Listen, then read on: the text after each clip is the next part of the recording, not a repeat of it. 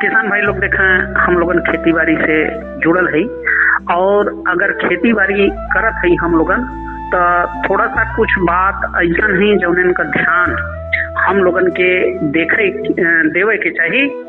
देखें अगर माने ध्यान का बात कर जाए तो जौन खाद बा या उर्वरक बा ओकर संतुलित उपयोग कई कर हम लोगन कैसे अपन आमदनी बढ़ा सकीला एकरे बारे में जरूर हम लोगन के सोचे के चाहिए। तो हम लोग जरूर सोची। देखें आज हमार संपर्क हो गल बा डॉक्टर संजीत कुमार साहब से जौन की वरिष्ठ वैज्ञानिक और अध्यक्ष कृषि विज्ञान केंद्र सोहाव बलिया में हम और आज हम लोगन आपसे ही जानब कि कैसे खाद और उर्वरक का संतुलित उपयोग कई का हम लोगन अपने आमदनी के बढ़ा सकीला। डॉक्टर साहब नमस्कार। जी नमस्कार जी। डॉक्टर साहब देखें आज आपसे हमार संपर्क हो गल बा और किसान भाई लोग अंधाधुंध खाद और उर्वरक का प्रयोग अपने खेत में करत हुआ, लेकिन आज हम आपसे जानल चाहत कि खाद और उर्वरक का संतुलित उपयोग का जौन आवश्यकता बा वो काहे बदे पड़ल। जी सभी किसान भाइयों को नमस्कार। मैं डॉक्टर संजीत कुमार, जैसा कि तिवारी जी ने बताया, मैं डॉक्टर संजीत कुमार वरिष्ठ वैज्ञानिक एवं अध्यक्ष कृषि विज्ञान केंद्र सोहाव बलिया, जो आचार्य नरेंद्र देव कृषि विश्वविद्यालय कुमारगंज अयोध्या द्वारा संचालित किया जा रहा है अपनी तरफ से और अपने केंद्र की तरफ से, विश्वविद्यालय की तरफ से आप सभी सुनने वाले किसान भाइयों को नमस्कार। जैसा कि तिवारी जी ने कहा कि खाद एवं उर्वरकों के संतुलित उपयोग की आवश्यकता क्यों पड़ी। जी जैसे देश आजाद हुआ उस समय हमारा देश खाद्यान्न संकट में था जी, और फिर कृषि का विकास हुआ और कृषि के विकास के साथ साथ रसायनों का भी विकास हुआ। तरह तरह के खाद उर्वरक और इंसेक्टिसाइड वीडीसाइड ये बनाए गए जी जी, और किसानों ने उसका भरपूर उपयोग भी किया और हमारा जो खाद्यान्न है उसका उत्पादन भी बढ़ा और भारत आत्मनिर्भर भी बना खाद्यान्न के क्षेत्र में। ऐसे ही ये दौर चलता रहा और फिर किसान ने देखा देखी असंतुलित मात्रा में उर्वरकों का उपयोग करना शुरू कर दिया जी, और मिट्टी वगैरह की भी जांच नहीं कराई। देखा देखी जैसे पड़ोसी एक बैग यूरिया का 1 एकड़ में डाल रहा है तो दूसरे ने 1.5 बैग या 2 बैग डालना शुरू कर दिया जी। इसी तरह से रसायनों का भी अंधाधुंध उपयोग किया, जिससे क्या हुआ कि जो भूमि की उर्वरता है, उसकी फर्टिलिटी है, उसका नकारात्मक प्रभाव देखने को मिला और उत्पादकता भी घट गई।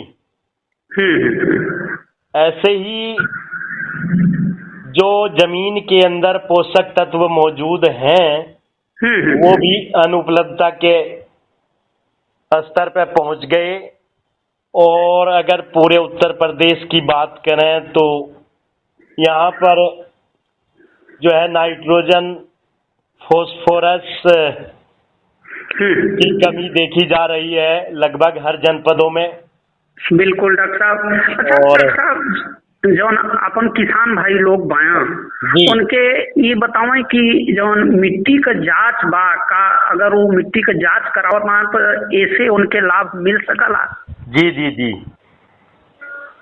तिवारी जी, आपने बहुत अच्छा ही बात की कि मिट्टी की जांच करा के क्या लाभ मिल सकता है। मिट्टी की जांच इसी प्रकार से होती है जैसे हम स्वस्थ रहने के लिए अपने खून का या बॉडी का चेकअप कराते हैं डॉक्टर से, ऐसे ही मिट्टी में पोषक तत्वों के स्तर को जानने के लिए मिट्टी की जांच बहुत जरूरी है।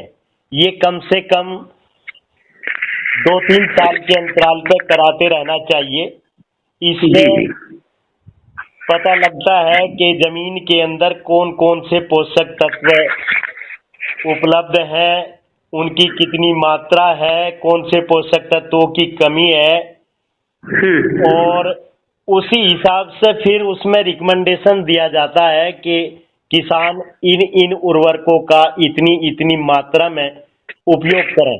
तो मिट्टी की जांच कराना बहुत जरूरी है और ये सरकार द्वारा भी अभियान चल रहा है। तो मेरा किसान भाइयों से अनुरोध है कि अपने खेत का नमूना आप लेकर जरूर जो स्थानीय मृदा परीक्षण प्रयोगशाला है, लगभग हर जनपद में है, वहाँ पर उसको भेज दें, नमूने को, सैंपल को जमा कर दें और उसमें ध्यान रहे कि जब नमूना आप ले रहे हैं, अगर धान, गेहूं या सामान्य फसलें, मटर, मसूर, चना आदि की खेती कर रहे हैं तो वहाँ पर नमूना जो है 6 इंच गहराई तक लेना चाहिए।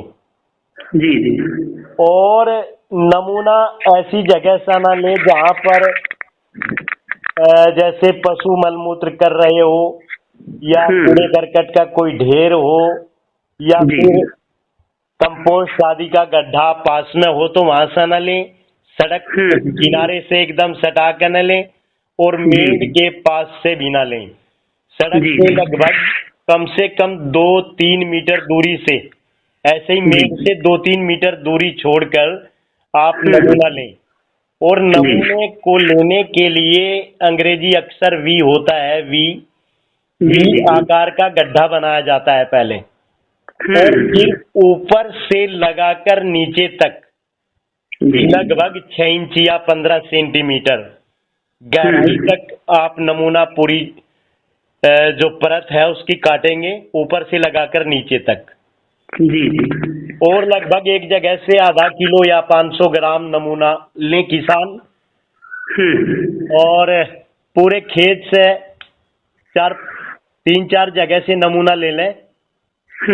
उसके बाद उसको किसी जो है साफ फर्श पे फैला लें या कपड़े पे फैला के उसको थोड़ा बारीक कर लें, और स्क्वायर मेथड कहते हैं, एक जमा जोड़ या प्लस का निशान बना दें उसको फैला के, और आमने सामने का नमूना फेंक दें और दोबारा फिर मिलाएं। ये क्रिया आप जब तक करते रहें जब तक नमूने का जो मात्रा है लगभग 500 ग्राम रह जाए। और वो 500 ग्राम नमूना लेके किसान अपना नाम और पता, खसरा नंबर या खेत का नंबर आप या निशानी कोई, जैसे आम वाला खेत या जामुन वाला खेत या पंपिंग सेट वाला खेत, अगर खसरा नंबर न हो तो ये निशानी वहां पर डाल दें। और कपड़े की जो है थैली, उसी कपड़े में लेना चाहिए नमूना।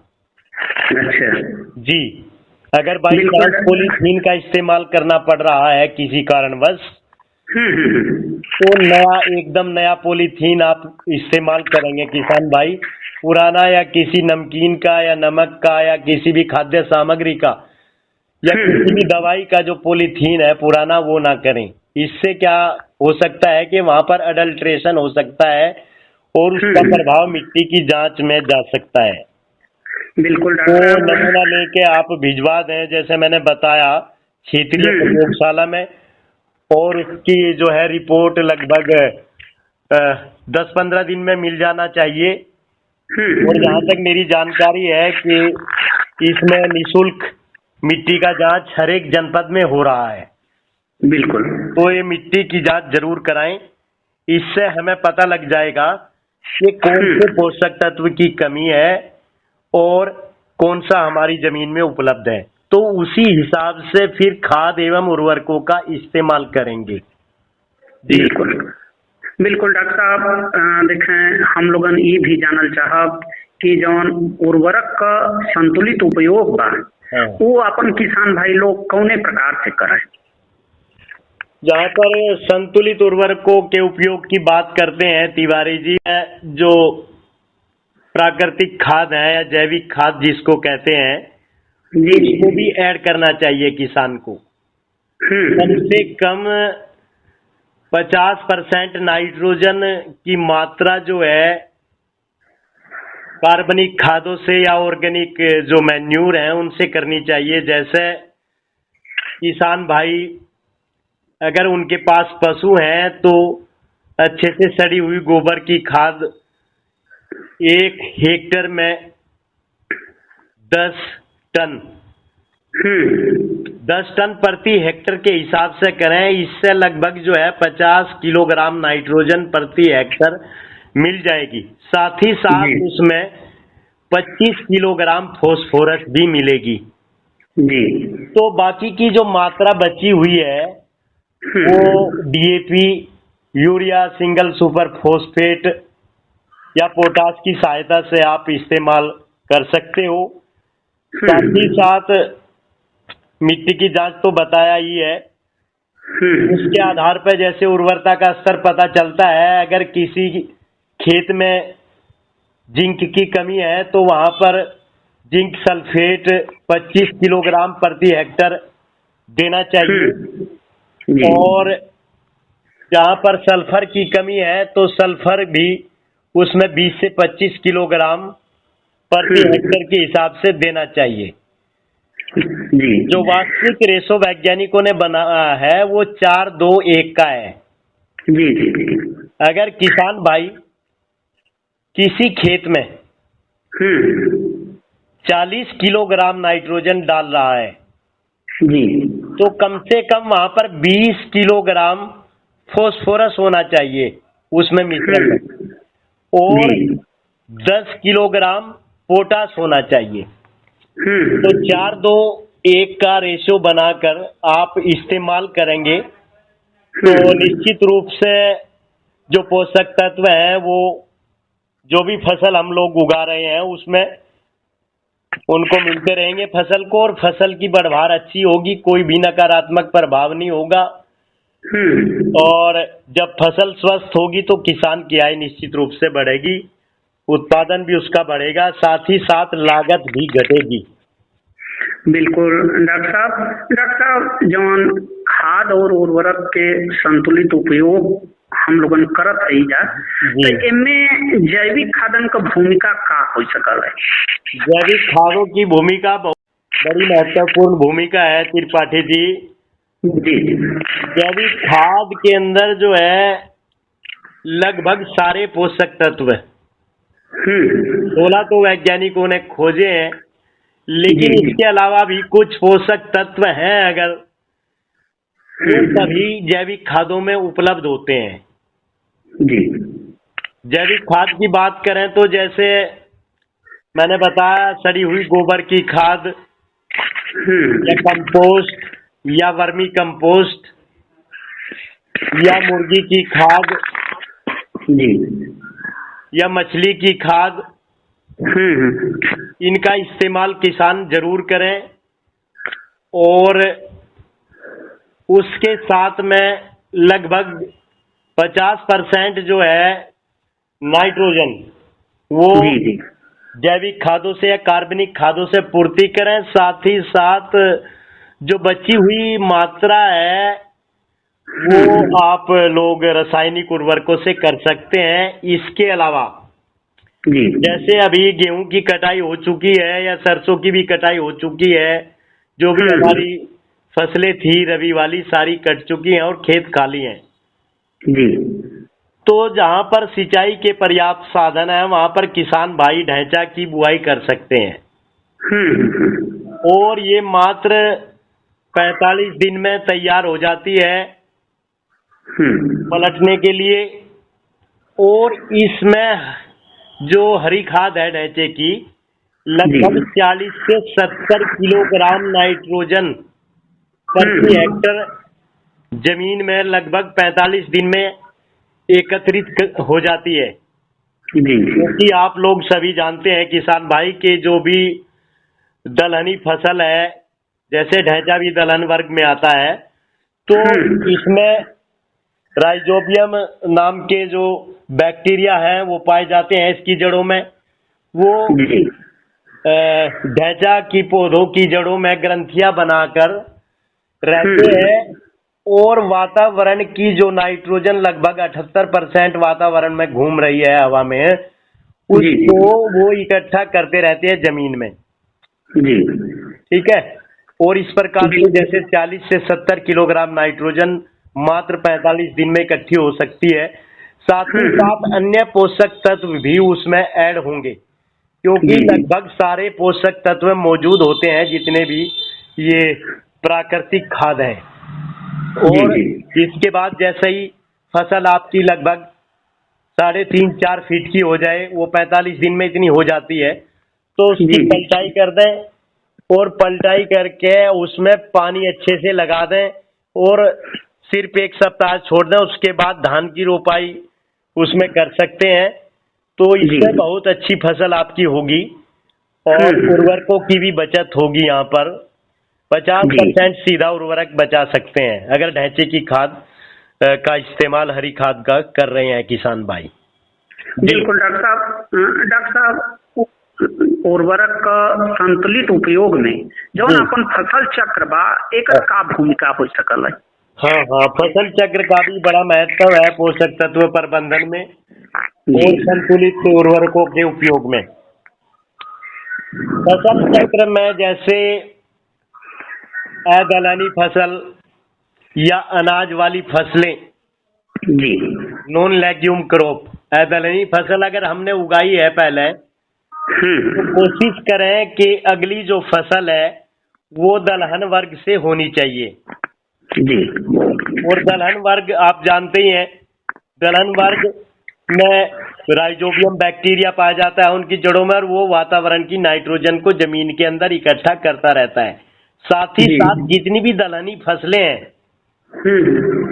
उसमें नाइट्रोजन की ज्यादा जरूरत नहीं होती, मात्र 15 से 20 किलोग्राम नाइट्रोजन प्रति हेक्टर ही इस्तेमाल करना पड़ता है स्टार्टर डोज के रूप में, जब तक हमारे पौधे का विकास होता है।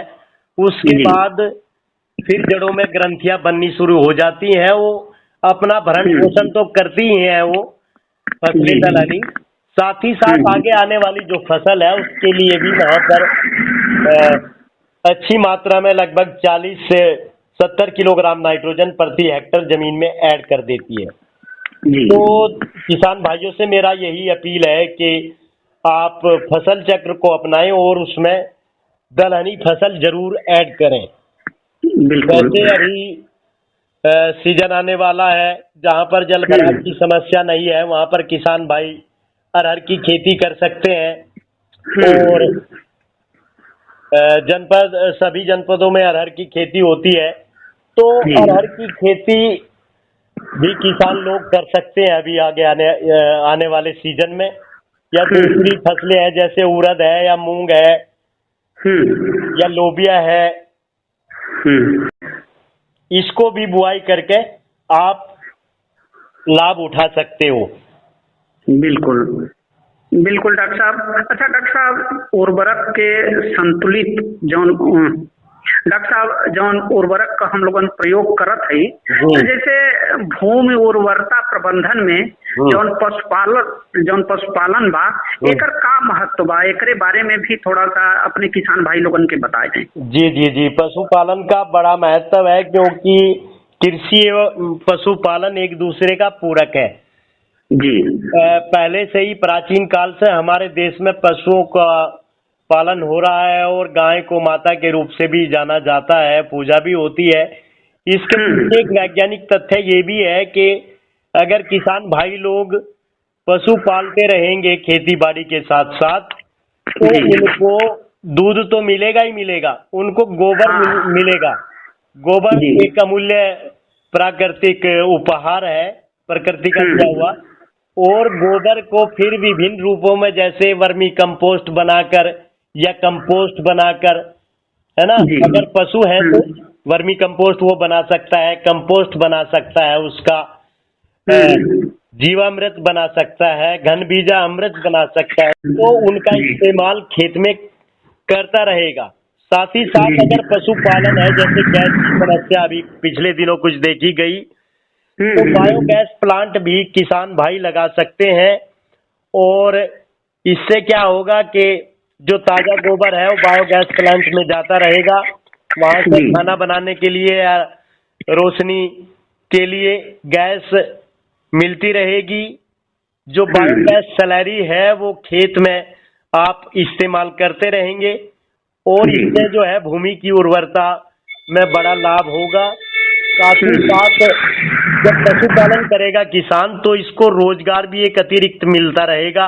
मैं तो ये कहता हूं कि जिस किसान के पास 1 एकड़ जमीन है, कम से कम 1 गाय या भैंस या 4-5 बकरी वो जरूर पाल लें, जिससे कि उनका मलमूत्र उसको कंपोस्ट बना के, वर्मी कंपोस्ट बना के खेत में इस्तेमाल करते रहे किसान भाई, जिससे कि भूमि में जो प्राकृतिक रूप से दिया गया उपहार है, यानी कि जैविक खाद मिलता रहेगा। इससे जो ऑर्गेनिक कार्बन है उसके स्तर में भी सुधार आएगा जमीन में, और जमीन की जो है जल धारण क्षमता भी बढ़ेगी। साथ ही साथ जो भी पोषक तत्व मौजूद हैं जमीन में वो भी घुलनशील अवस्था में परिवर्तित हो जाते हैं, और वायु का संचार भी बढ़ता है। अगर जैविक खाद इस्तेमाल कर रहे हैं जमीन के अंदर, तो उससे फिर क्या होगा कि हमारी जो फसलें हैं उनकी अच्छी बढ़वार होगी, और जैविक खादों का कोई भी नकारात्मक प्रभाव किसी भी फसल पे नहीं पड़ता है। ठीक है। दूसरी बात मैंने ये है कि आपको बाजार से जो खाद, रासायनिक खाद खरीद रहे हैं वो कम मात्रा में खरीदना पड़ेगा। कुछ पूर्ति अपने जो पशुपालन कर रहे हैं उससे हो जाएगी, तो किसान की जो लागत है फसल उत्पादन की वो कम हो जाएगी और शुद्ध मुनाफा बढ़ेगा।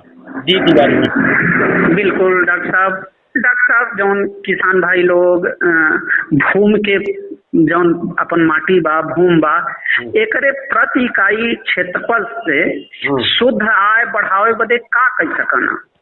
जी, प्रति इकाई क्षेत्रफल से शुद्ध आय बढ़ाने के लिए जैसे पूर्व में चर्चा की गई है, एक तो सबसे पहले जरूरी है कि मिट्टी की जांच करवाएं किसान भाई। साथ ही साथ संतुलित मात्रा में उर्वरकों का इस्तेमाल करें, फसल चक्र अपनाएं, और पशुपालन भी जरूर करें। और इसके साथ साथ जो प्रजातियां हैं विभिन्न फसलों की, चाहे धान, गेहूं, चना, मटर, सरसों या सब्जी वाली कोई भी फसल है, वो उन्नतशील प्रजातियों का इस्तेमाल करें। साथ ही साथ जो प्रजाति आप ले रहे हैं किसी विश्वसनीय संस्था जैसे कृषि विश्वविद्यालय, आचार्य नरेंद्र देव कृषि विश्वविद्यालय या बनारस हिंदू विश्वविद्यालय या फिर बांदा कृषि विश्वविद्यालय या सरदार पटेल कृषि एवं प्रौद्योगिक विश्वविद्यालय मेरठ, जहाँ पर भी नजदीकी विश्वविद्यालय हो या कृषि विज्ञान केंद्र हो जो भी नजदीक का, या कृषि विभाग या राष्ट्रीय बीज निगम, प्रमाणिक संस्था से शुद्ध बीज खरीदें। ठीक है। और बीज में किसी प्रकार की मिलावट ना हो, तो इससे उगाई जाने वाली जो फसल है हमारी अच्छी होगी और इसकी पैदावार भी अच्छी होगी। तो ये बीज की बात की मैंने। इसके साथ साथ समय समय पर वहां पर देखते रहें, फसल की निगरानी करते रहें कि कोई कीड़ा तो नहीं लग रहा है, कोई रोग तो नहीं लग रहा है, और फसल को सिंचाई की आवश्यकता कब है, उर्वरक की आवश्यकता कब है और कितनी मात्रा में डालना है, ये सब बातें ध्यान रखें किसान, और फसल की आवश्यकता के अनुसार ही उर्वरकों का उपयोग करें। और फसल की आवश्यकता के अनुसार सिंचाई एवं जल प्रबंधन करें। वहां पर यदि बारिश हो जा रही है तो उस समय फालतू पानी को निकालने की व्यवस्था भी करें।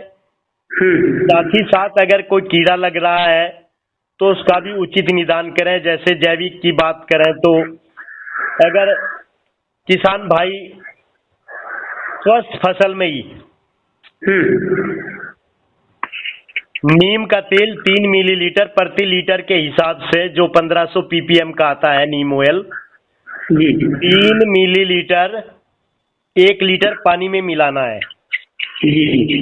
यानी कि जो 15 लीटर की टंकी आती है तो उसमें लगभग 45 से 50 मिलीलीटर नीम का तेल मिला लेंगे और उसमें ज्यादा नहीं, एक चुटकी भर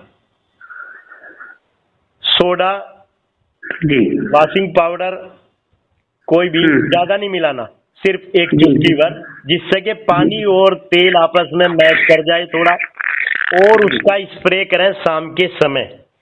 और फसल कोई भी हो, चाहे वो अनाज वाली हो, चाहे वो गन्ना हो, चाहे दलहन हो, तिलहन हो या सब्जी वाली कोई फसल हो, सब में काम करेगा और कीड़े का जो है वहां पर नुकसान नहीं होगा कीड़े से। ठीक है, उसके प्रकोप को रोका जा सकता है। लेकिन यही बात है कि स्वस्थ फसल पर ही आप ये उपचार करते रहें लगभग 1 माह के अंतराल पर। मात्र 3-4 स्प्रे कर दें तो ज्यादा महंगी जो रसायन है उसका इस्तेमाल नहीं करना पड़ेगा। इसके लिए किसान भाई एक और उपाय कर सकते हैं। जैसे अभी सीजन आएगा, नीम की निवोली मिलती है ग्रामीण क्षेत्रों में, और सारा खेती ग्रामीण में ही हो रहा है, तो नीम की निवोली इकट्ठा कर लें और उसका जो है पीस कर पाउडर बना के उसका भी स्प्रे करके घोल के उसको ज्यादा नहीं, लगभग 15 से 20 ग्राम जो पाउडर होगा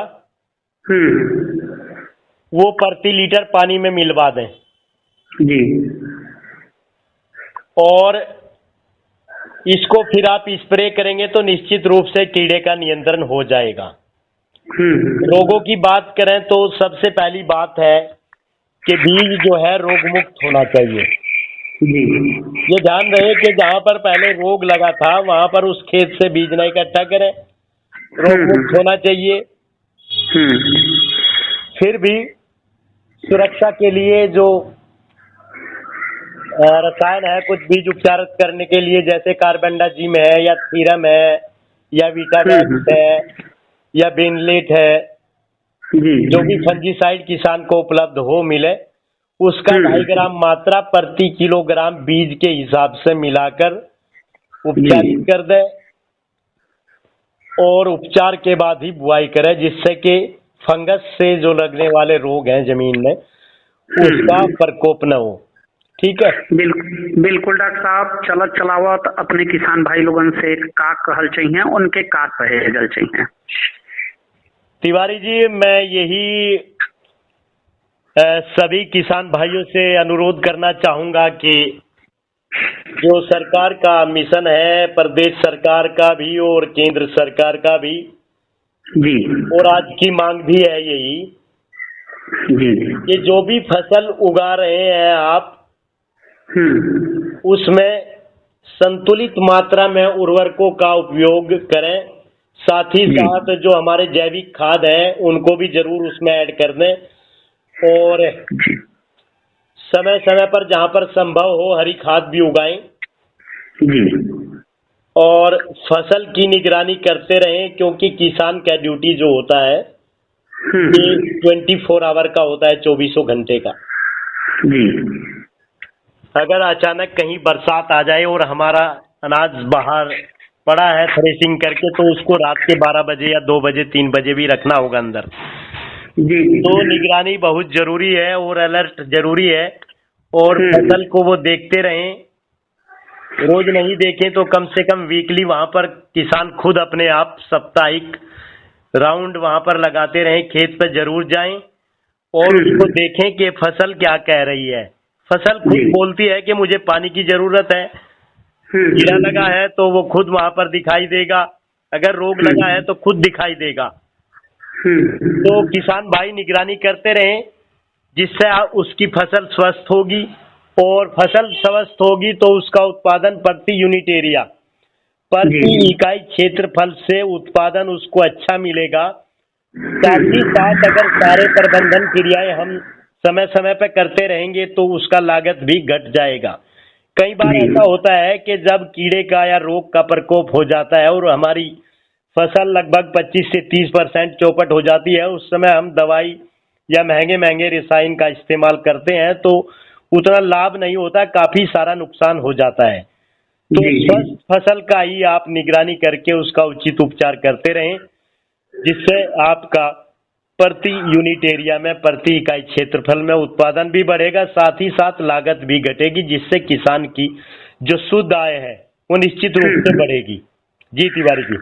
बिल्कुल डॉक्टर साहब, आज आप अपने किसान भाई लोगन के इतना बढ़िया जानकारी दिलेन। ये जानकारी से जरूर अपन किसान भाई लोग लाभ उठाई हैं। एकरे बदे आपके बहुत बहुत धन्यवाद। जी धन्यवाद तिवारी जी, मेरी तरफ से भी आकाशवाणी परिवार का और साथ ही साथ किसान भाइयों का भी बहुत बहुत धन्यवाद जो इस कार्यक्रम को सुन रहे हैं। Thank you very much.